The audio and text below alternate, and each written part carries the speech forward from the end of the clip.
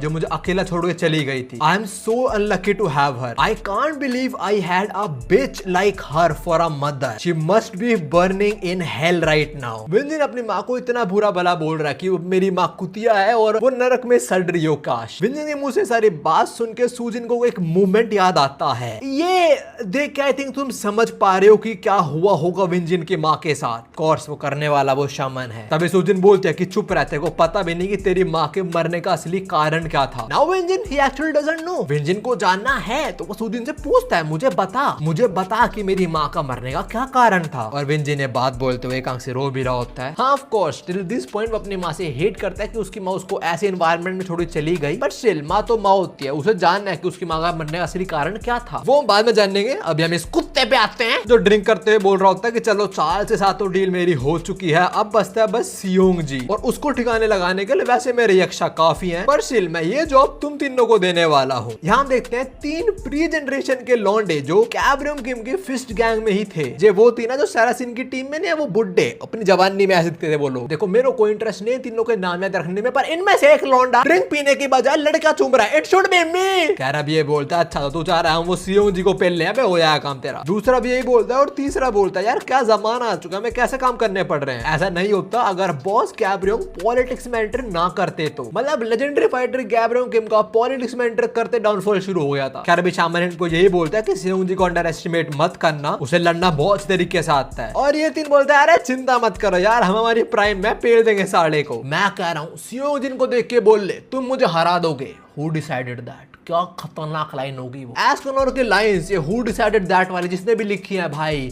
Peak writing. खैर अभी हम विंजिन और सूजिन पे आते हैं और अब सूजिन हमें फाइनली बताएगी कि विंजिन की मदर का क्या हुआ था एक्चुअली। पर उससे पहले वो बताए विंजिन काफी डेस्परेट होने लग जाता है। सूजिन के दोनों हाथ टाइटली पकड़ के चिल्लाने शुरू करता है कि बता मेरी माँ कैसे मरी थी, क्या हुआ था। और इस सबसे सूजिन को तेजिन की याद आ जाती है, वो भी ऐसा करता था। तेजिन बोलता है चिंता मत कर अभी कुछ नहीं होने वाला, पर एक बार मैं शामन बन गया फिर तो खत्म है तू। सूजिन को याद आता है और तभी उसे पैनिक अटैक आ जाता है। विंजिन फटाक से पीछे होता है और उसे माफी मांगता है कि मैं ये तरह डराने ट्राई नहीं कर रहा था। उसको पानी का गिलास भी देता है और फिर उसे बहुत प्यार से पूछता है कि प्लीज मुझे बता कि मेरी माँ के साथ क्या हुआ था। बचपन से लेकर अब तक मैं अपनी माँ को हेट करता आया हूँ, जितना मेरे को लगता है वो मुझे इस नरक में अकेली छोड़ी चली गई थी, पर अगर कुछ ऐसा है जो मुझे पता होना चाहिए तो प्लीज मेरे को बता दे। और ऑफ कोर्स विंजी ने सब बोलते रो रहा होता है। वो ये तक बोलता है कि मुझे प्लीज बता दे वरना मेरी जो आगे जिंदगी है मैं पूरी जिंदगी अपनी माँ को हेट ही करता रहूंगा। So finally Soojin tells the truth. वो बताते कि जब वो 7 साल की थी तब वो पहली बार विंजिन की मदर से मिली थी। अब यहाँ पे अनाउंसमेंट होती है कि नई लेडी यहाँ पे आई है और ये शामन के लिए काम करा करेगी और कोई नहीं विंजिन की मदर ही है। और सूजिन ही वैसे विंजिन की मदर को प्रिटी लेडी बोलती है। हाँ वो एक्चुअली है सुंदर। अब देखो इसके बाद